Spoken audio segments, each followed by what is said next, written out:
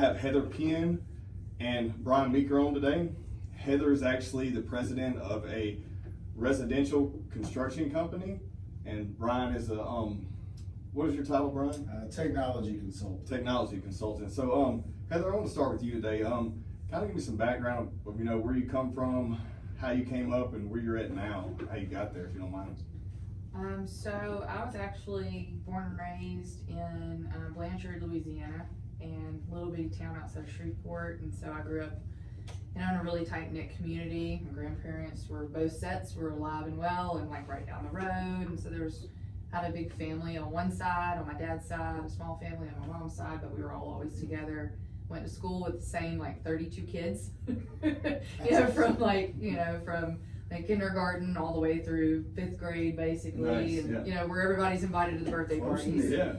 And then my family moved into the Shreveport area when I was in high school. Went to Catamagnet High.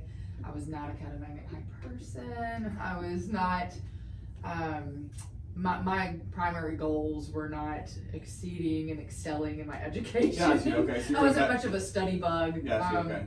But I always made pretty decent grades, and my parents put up with me through high school, and then I took off and left pretty quickly after high school, and moved around some. Lived in Texas, lived in South Carolina. I ended up in Florida eventually with my ex-husband. Left Florida. Yeah, left Florida. I actually left Florida 9 years ago, I guess. It was about 9 years ago. I did it specifically because I got a job offer to come back home, which I swore I'd never do, and I thought it would be for about 5 years. It was in the construction business, and I ended up getting married, and I got 3 kids now, and our business is here, and my mom and dad are here, and our kids are here. Yeah. So You stayed here in we the are. construction industry, so you came back I for did. construction. I actually left, and I never had any desire to be in construction at all. I didn't know anything about it. That wasn't my goal. I was more of I wanted to do something with marketing and advertising. Okay. I wanted to be able to hang out with people, and kind of fell into construction. Yeah, but you embrace it now. It's the best thing that ever happened to me. Yeah, awesome. No, next to the husband and the kids, I guess. Yeah. Is number one. Well, hey, there you go. Well, Brian, what about you, man? Well, West Philadelphia, born and raised. Playground is where I spent most of my day. That's where it starts at. I guess it all starts in a little small town called Bunkie, Louisiana, which is south of Alexandria. I'm sure everybody's been driving to, LSU games or New Orleans and seen Meeker, Turkey Creek, that exit off of I-49. That's your boys. That's mine. So my family has been there since the 1800s. My 4th great grandfather, or whatever it was a surgeon in the Civil War. He worked on both sides and helped people out, and that's how Meeker became Meeker. So my family settled there, and then obviously years and years and years later, I was raised in Bunkie. It was me and my mom and my dad. I'm the only child, but I'll get into that later with my mom and her business that she started. But my dad worked offshore, so he was gone a lot. I have a lot of great memories with my dad. He's offshore oil and gas, right? He was offshore oil and gas, worked for Marathon Oil and Gas. Did that, so he was it was a week, and then it was sometimes 2 weeks, and shutdowns, and that never works out. You know that as well. Me and you both are in that industry, Yeah. So it never works out the way you think it's going to work out. So, but anyway, he was there. Great father, great mother. But I had a good close knit community of my family.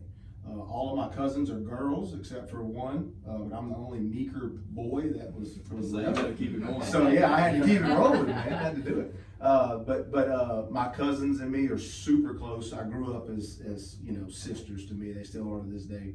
So anyway, around the time I was about 9, Mom and Dad just kind of got tired of that, that weight.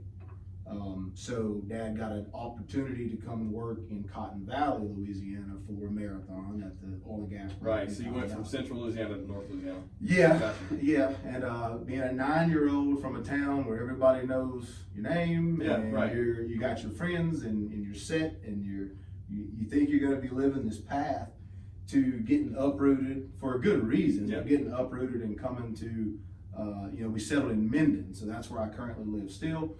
They didn't want to live in Cotton Valley. You know, Dad was just going to drive back and forth to Minden. So I was 9, moved up here, had to make a whole new set of friends, and had to learn that life wasn't about me, and learn how to throw my hands pretty well. You know, you have to kind of make your own way, and did that, and learned a lot, grew a lot.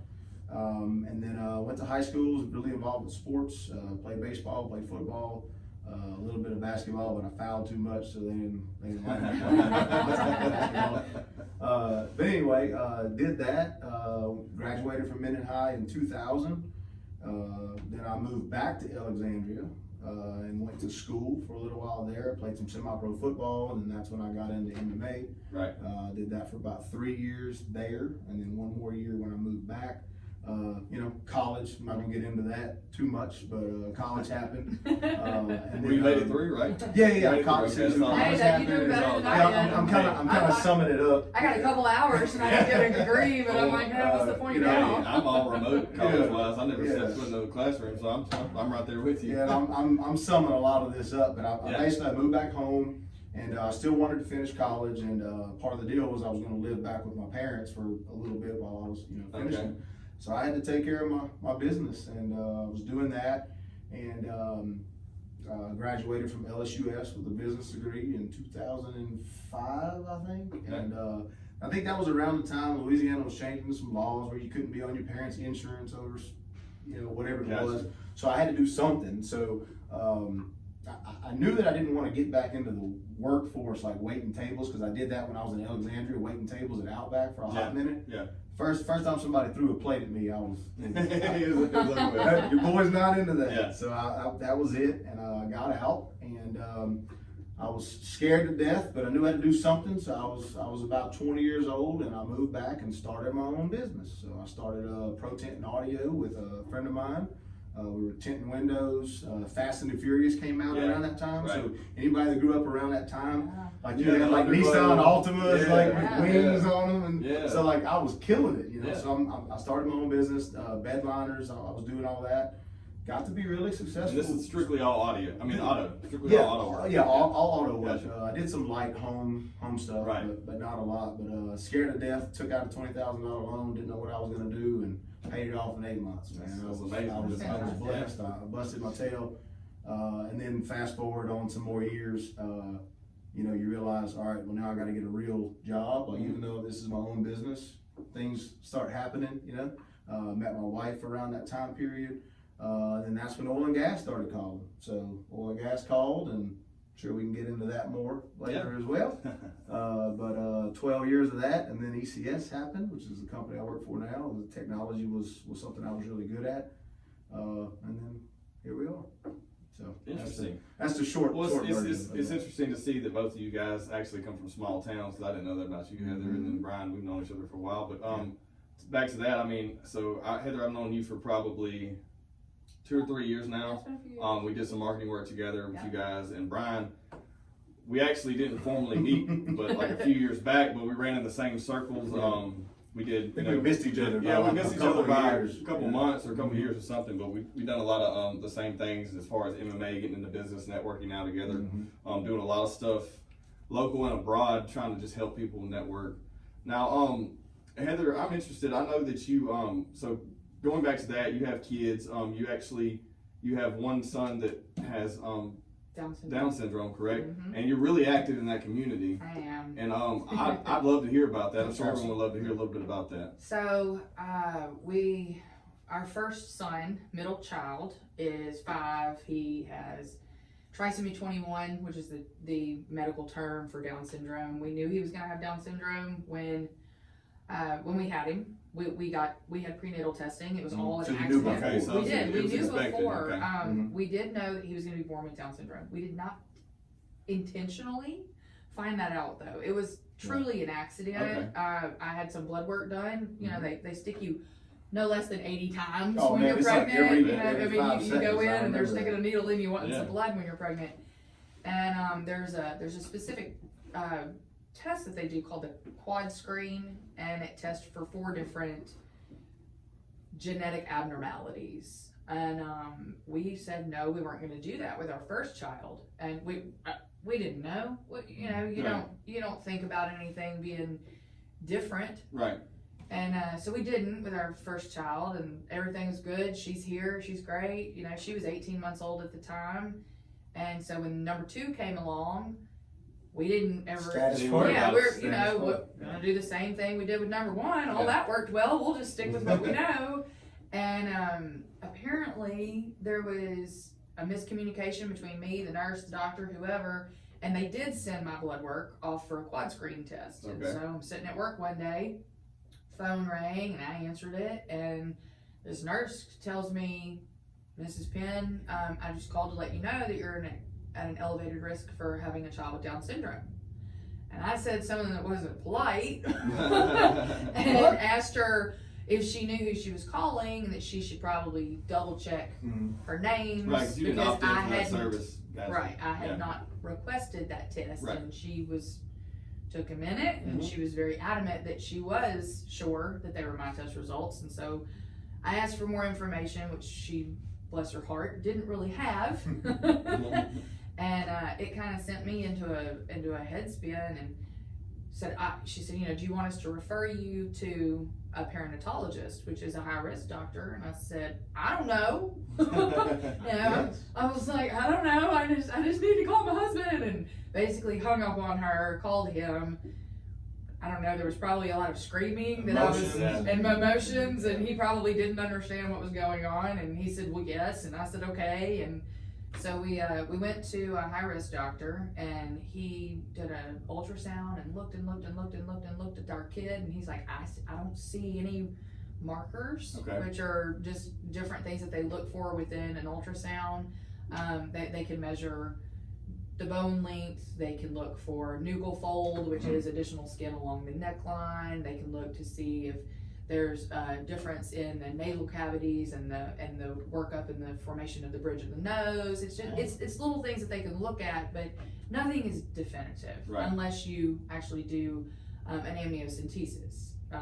And I did not want to do that. Man, I took medical terminology. What- yeah, Oh, I know, right? Please tell us what I know. that is. And if there is one thing I could tell, I already know if you've I done would your tell, homework. I know, right? Yeah. If there, well, no, it's crazy. If there's one thing I would tell any parent that's going to get any kind of diagnosis about their kid or about a family member that they're really close with as a child, you're suddenly going to get way more medical education than you ever wanted Yeah. to. I Of mean, course. Well, I way mean, more. you're passionate. And I mean, you're interested in that now and I mean, because you you're gotta know. you're directly related to it now, And so you yeah, want to do all your yeah. homework and your research. So yeah, amnio, they basically take a huge long needle, they stick it in your belly, they withdraw some of the amniotic fluid, Okay. and they can Gotcha. do genetic testing Makes that sense way. now, And okay. it is very accurate. It's 100% Spot accurate. on. Usually, I may have that percentage off, but I mean it's pretty close. it's Gotcha. pretty Gotcha. definitive. There was also at the time a test that had recently come out that was basically they could do a blood draw, and it's really amazing what medicine is capable of now. I mean, I'm not in medicine at Yeah. all, but this is just cool. They could take my blood, and somehow they were capable of splitting the maternal DNA, which would be mine, from the DNA of my child within just my blood, and giving a fairly accurate answer to whether or not he was going to be born with an extra chromosome. Okay. And so because that was pretty accurate, we decided, hey, we're going to do that. Mhm. You know, it's not 100%, Right. but we're going to do it. So we did. He said, I feel like it's going to be, negative. My husband was like, I don't even know why we're bothering. Mhm. He said, we'll talk to you in 2 weeks. 2 weeks later, he called me. I'm sitting at work again. I answered the phone. I said, hey. He said, hey, can you talk? And I said, yeah, it's positive, huh? And he said, yeah.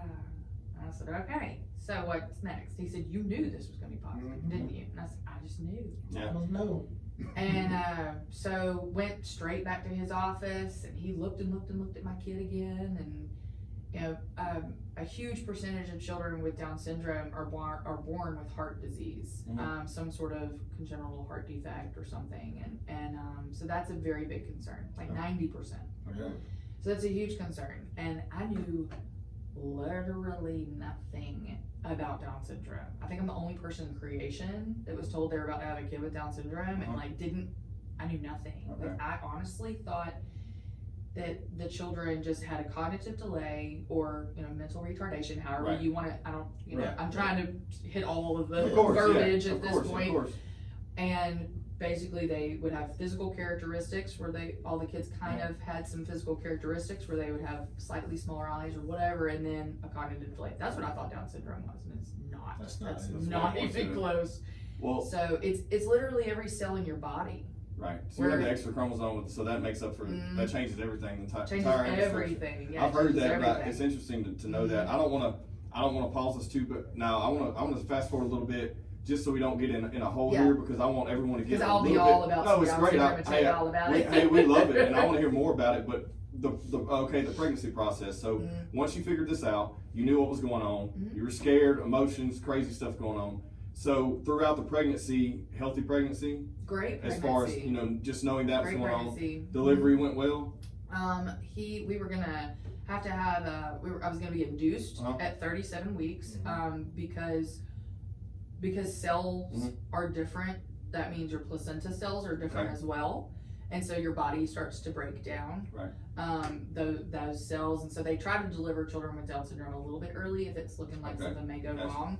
So he was going to be delivered at 37 weeks, and Michael Reed said, "Nah, I don't need to mess with all that. I'll just show up at 36 weeks and 4 days." There you So go. I went into labor Early. and naturally, just like our first kid, got to the hospital and hung out at the nurse's station for a minute. My husband came in psycho style. "Why are you standing here?" Yeah. I mean, I had no epidural, no assistance, no nothing. He came out, screamed bloody murder, and he's been running wild. Typical kid ever since. Right, well, that's I awesome. mean, not everything is the same, Right. but basically, yeah, he's just a mischievous 5-year-old little boy, and he'll tear it so he's up. 5 now, He's and you 5 have now. one younger than that. I do. His little brother is 3, and his name is John Harden. Okay, awesome. Yep. So three. You got 3 boys. I have one little One girl, the little oldest is girl, a girl. She's about to be The 7. middle is The little boy. yeah, the little boy's Yeah. gotcha. Okay, Yeah. awesome.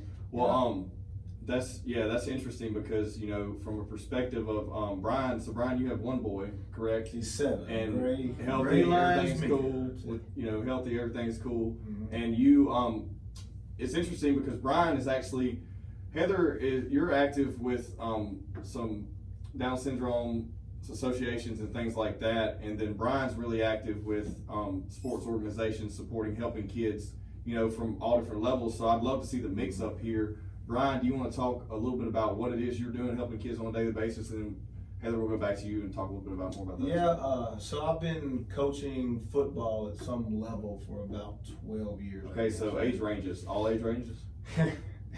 Till my son came along, I was mostly 11 and 12-year-old, Okay. which is a cool age. Well, what got you into that? So I think for me, football was a passion of mine my whole life. I played football, I loved it. Didn't But really I- foul you that often on the football field. No, they didn't. They couldn't foul me like Not in like they basketball. could in basketball, No, right? And I'm like, people like telling me this is a foul, that's a foul. That's not a foul. We'll foul you if you want me to foul you. That is not a foul. Anyway, so I always loved football. I didn't get too much into that, but what really sparked it for me was the strategy behind football. It was the true X's and O's of doing it.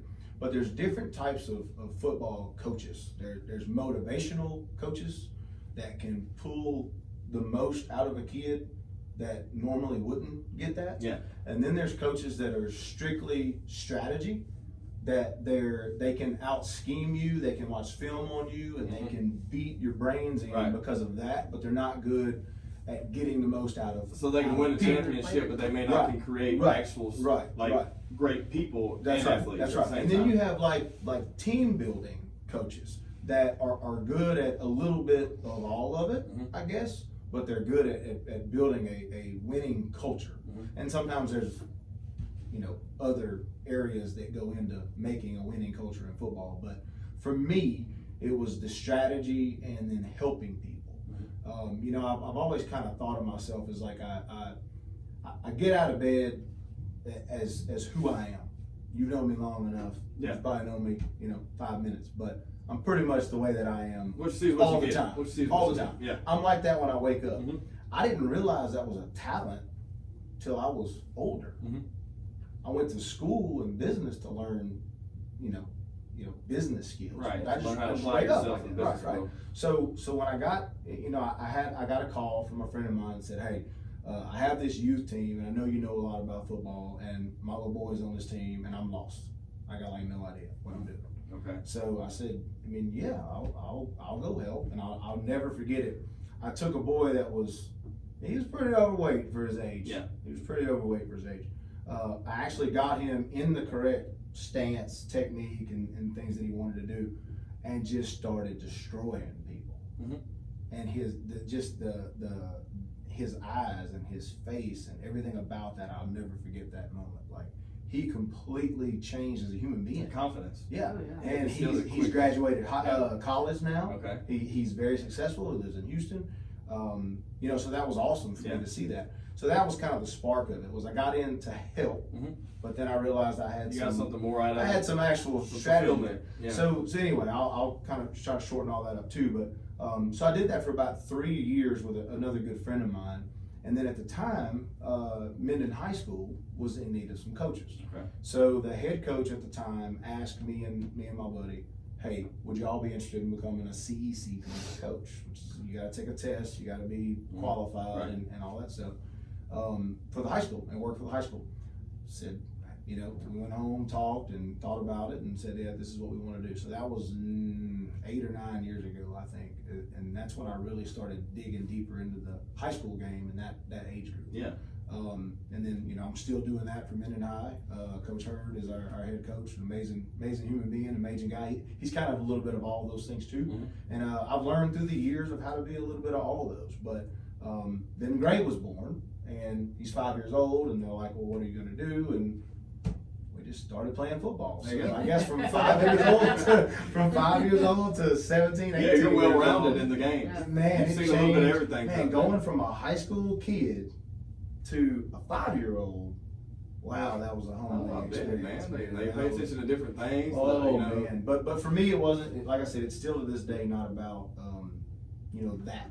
A lot of the kids that the coach, sometimes that's the most fatherly impact they'll get in their life all week. Right. Is the time they spend with their football Mhm. coach. So for me, it was about that. It's about making them a better human being Mhm. through the game of football. It's Right. kind of a vector for me to get them involved with it. I So understand. that's the sum up of why I do what I do, and it's kind of what I'm good at as far as volunteering and helping my community. I was about to say, it's a great way to give back to the community. Yeah. And so much of that is Yeah, volunteer. yeah. I mean, yeah, you don't have to do that stuff. You typically And don't football's get paid for it. dying in a way. It's very successful at certain levels, but I can go on tangents about this.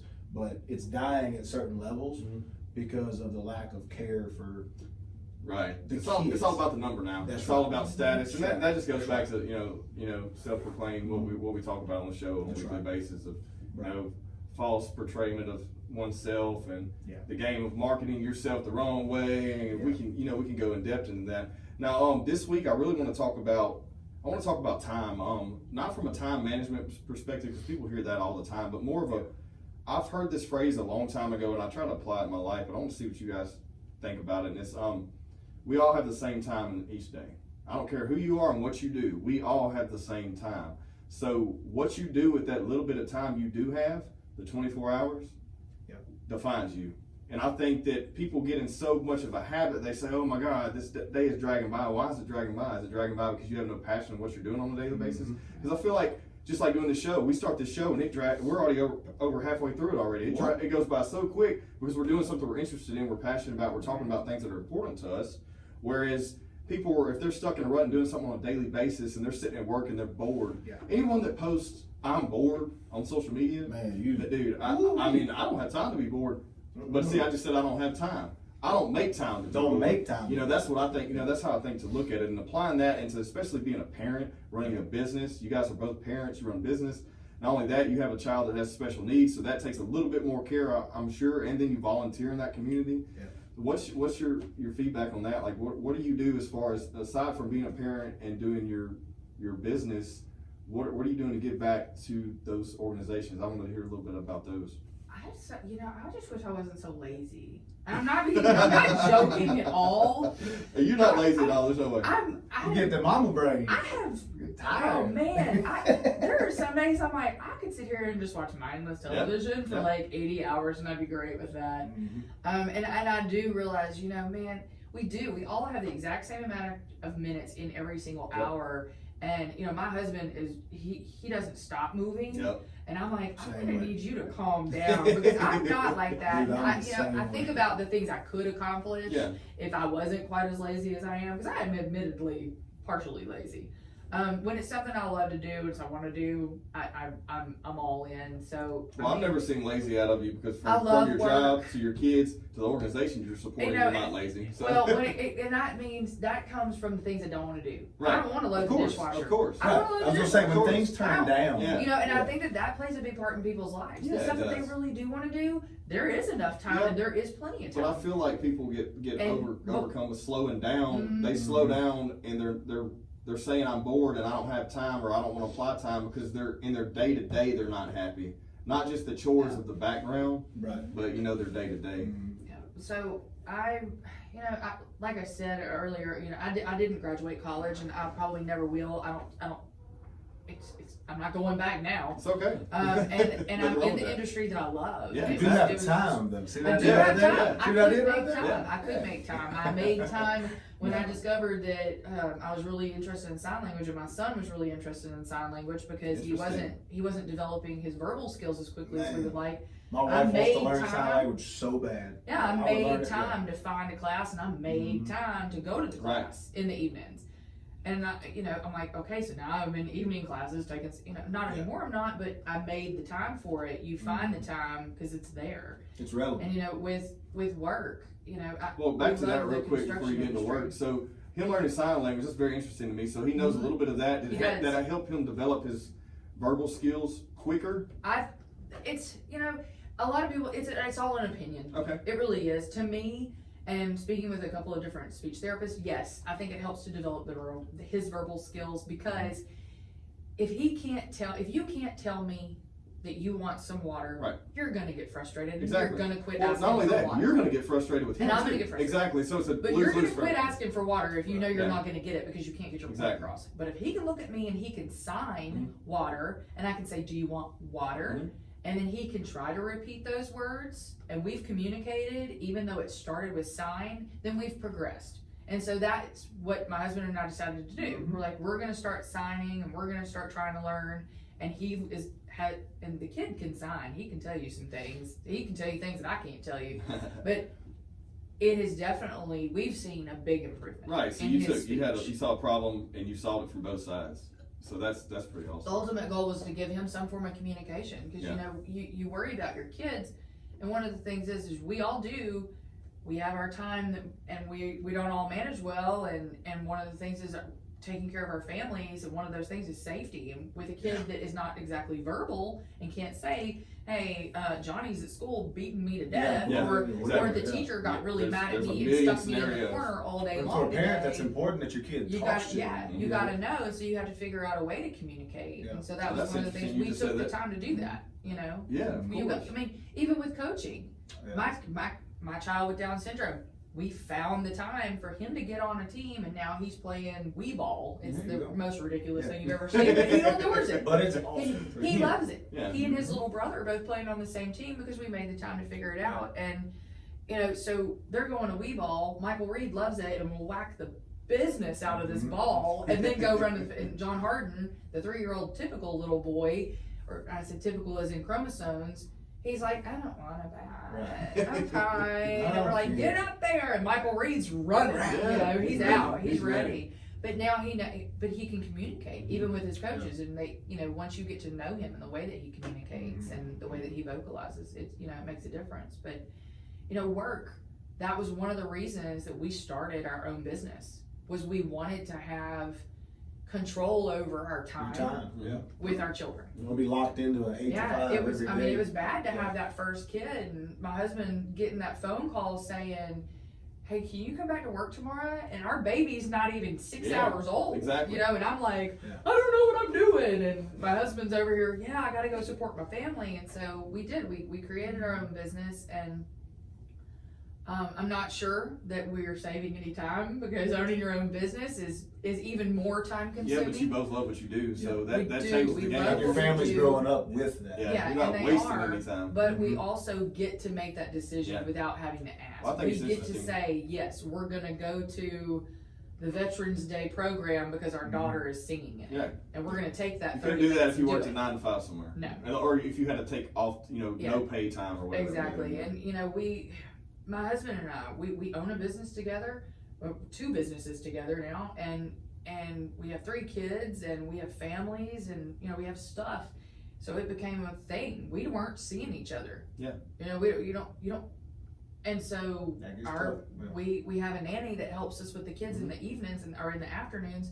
And I asked her, every single Tuesday, can you stay at my house from 5 to 8? Yeah. Because from 5 to 8, I need to go lay eyes on my husband and Yeah. have a conversation that Exactly. doesn't involve somebody crawling in my lap or Yeah. stealing off my plate. Yeah, And or it's it's not not with the about client. work. Yeah. It's not about work. It's not about a client. Mhm. It's just about us communicating about what we want to do with our time. Right. And all the effort that you're putting out there into your work and into your kids, and what are you Yeah. getting out of it? And hey, is life going well? Like checking in, and are we wasting our time on this or that? And because I don't want to. Yeah, I think everyone gets in the process, and before they know it, they're like, "Well, I've spent all this time doing something, Yeah. Bless And- you. Bless you. and I don't even know what I'm doing now." Because I look back, and 10 years have flown by, Dude. and I look back and I'm like, I missed half of my kid's life because I couldn't get off work to go to that assembly or whatever it may be, or I'm in a job I hate and I didn't realize it because my head's been down this entire time doing something I do not like, going through the process but not actually loving it. Yeah. And they're like, okay, well, what do I do now?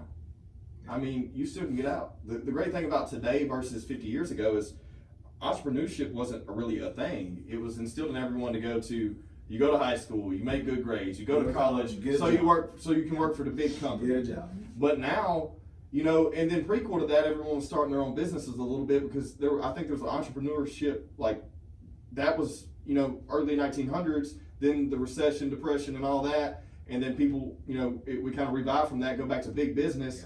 Yeah. And then we're getting into the past, 20 years. Well, entrepreneurship is something that we can take, a hold of and do things. And here's why: we can control the market. Everything's at our fingertips now. So if you have a business, you have the ability to market it yourself, or have someone do it, and you can look at, you can gauge that at scale. Where before you were restricted to one specific geographical area, and that's one thing about putting out this content is people listening to this show can listen to it all over the world. So I hope that if you're listening, you can relate to any of this info we're putting out, because it's not just about that one small town that someone grew up in, did something, moved forward, stayed there, and then, flourished in that area. You can do anything and go anywhere.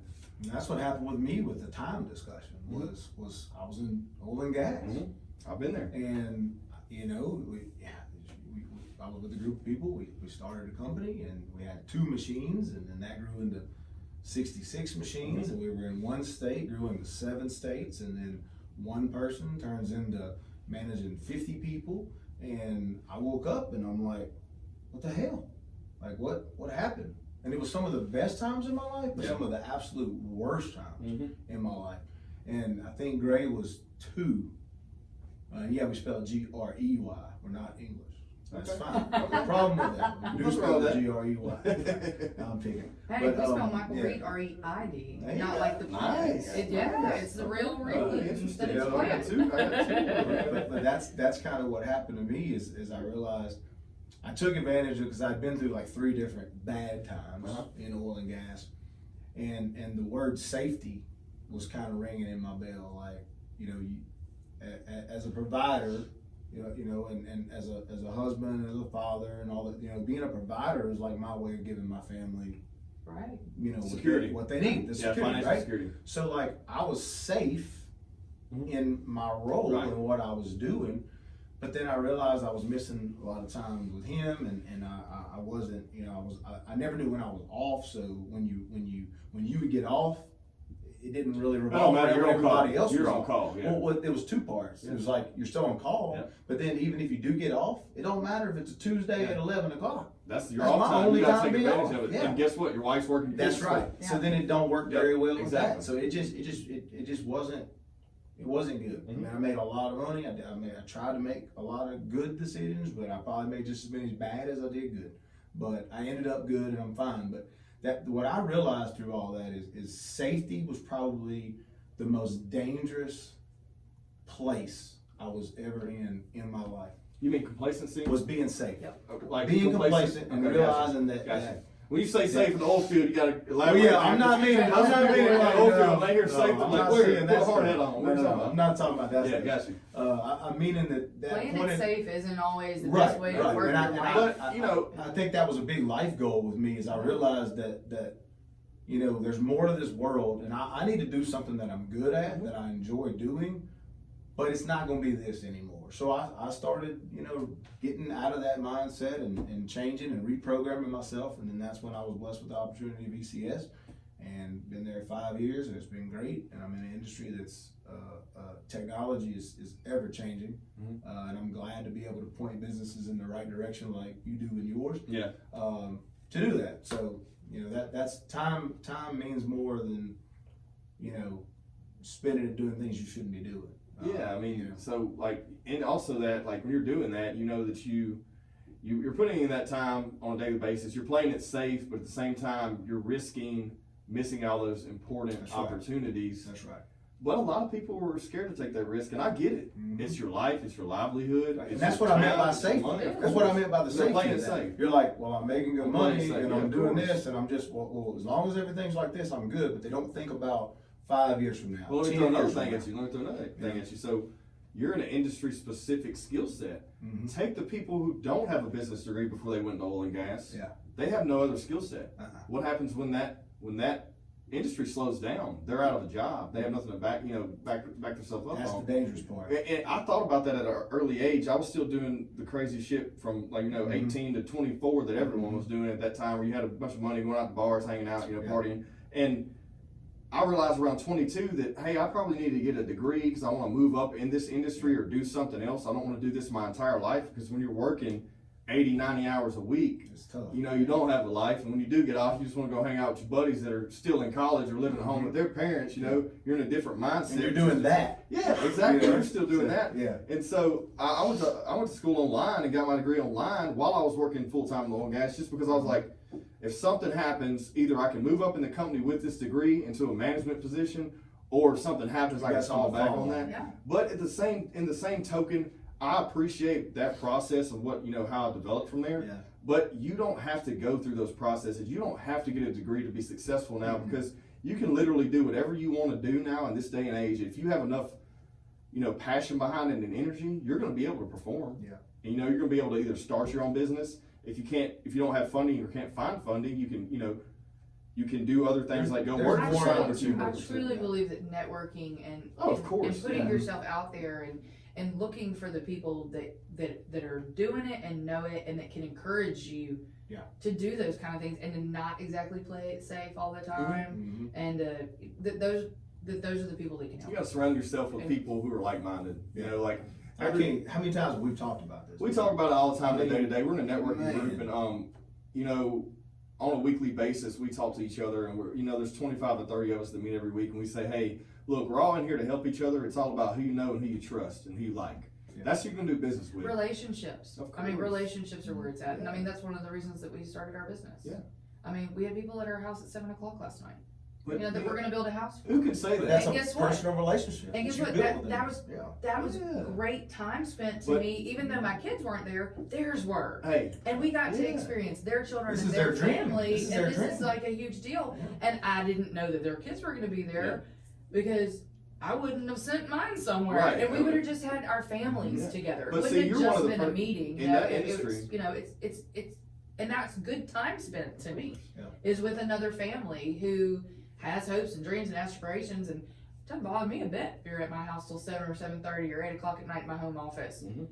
I mean, there's an end game, there's an end goal, and that's a relationship being built. But your industry, most people don't do that. Mm-mm. In your industry, I have seen you're probably in the 1% of your industry as It's a number. as a contractor that are building residential homes for family that market their business as we're doing something personable and creating a relationship with our client, but you're really creating a relationship with your client. Yeah, it That's is pretty very awesome. personalized. It is. I mean, I think it's because we are so focused on our family and the fact that I want to see all my Mhm. kids grow up.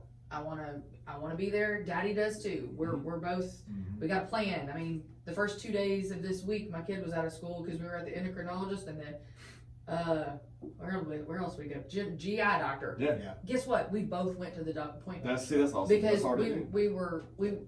we made the time to do it. And that was the first thing I wanted. Yeah, I we was made saying the time to do it. when Alicia was pregnant with Gray, I made it a point, even though Yeah. I was still in oil and gas and it was crazy. I made it a point that every doctor's visit she was at, I was there. Well, And see, it's that's not hard to just do too, about man. being- 'Cause there's a lot of people that can't It's do not just that. about Mhm. being there, but it's making the time, figuring it Yeah, out. It's for making sure. the time and figuring it out. And sure. yeah, it is really personal to us. Mhm. And I mean, there's something to be said about somebody that can walk in your house and know where all the light switches are before you do. exactly. I mean, that's Most people can't do that, and I think another thing is you work. I can't do that in my house. It takes me like 6 months moving to a new place to figure out where all the switches Yeah. are. So, like, saying that though, you're in the business together, and I think a lot of contractors and people, in your industry, that may just be one person and they can't really connect because they're too busy doing the things. Oh, that's So here's another 100% angle: true. is you two guys are working together. You're able to work with the client while he focuses on the quality, mend them together, and you have a perfect blend. So that's super awesome. Now, I heard this the other day. I can't remember exactly where I heard it at, because I take so much in, but they say that the most successful people right now in society still waste 25% of their day. I And told you I was lazy. Yeah, no, heck, Hello? yeah, but that's awesome. So that makes you think, okay, the people that really aren't doing what they want to be doing, or they're just wasting time and going through the motions, probably waste 75% of their day. Mhm. How many of us consume content that's not valuable on a daily basis? How many of us scroll through social media? Oh, well, that's like you get on your phone. Yeah. You can go to that screen where it shows you how many. Oh man, it was how much embarrassing. It's social media embarrassing. time you I'm spend. out. I love how that. much Hey, I'm time- out. I love that though.